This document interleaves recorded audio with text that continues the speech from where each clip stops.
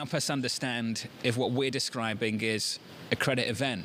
If a company wants to send money to its end investor, but the money can't get there. That to me sounds like a credit event. I mean, we are on amateur hour, so I think that we're all kind of navigating this new world and new regime with not a lot of precedent to guide us. But in terms of end investors ultimately getting the cash that they're owed from coupon payments, that is definitely a credit event. And, you can have these technical defaults triggered quite quickly in this type of situation. But is there any ripple effects from this, Winnie? Is this contained to Russia?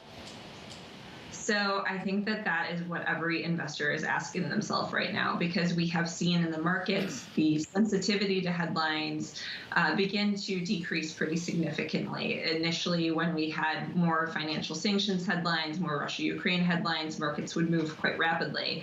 And now kind of that tolerance for a little bit of the risk that is associated with these events and the potential fallout has increased a little bit. And I do think that there is a lot of uncertainty around the second and third order consequences of the magnitude of financial sanctions that we've seen put on these companies and people as well. Winnie, the first order condition is yield up, price down. Are we in a bond bear market, or how do you identify a bond bear market?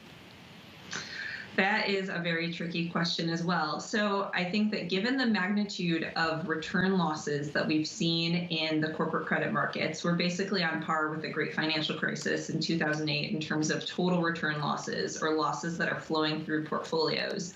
For most credit investors, that feels pretty bearish overall. Now, the silver lining here is that we've seen yields move to a point that we have not had on any sort of sustained basis since 2017.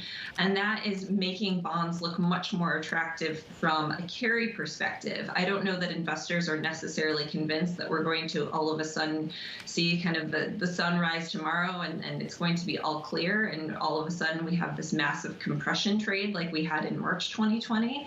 But in terms of actually being able to earn some income on your investment, it feels like we've approached a much more constructive level.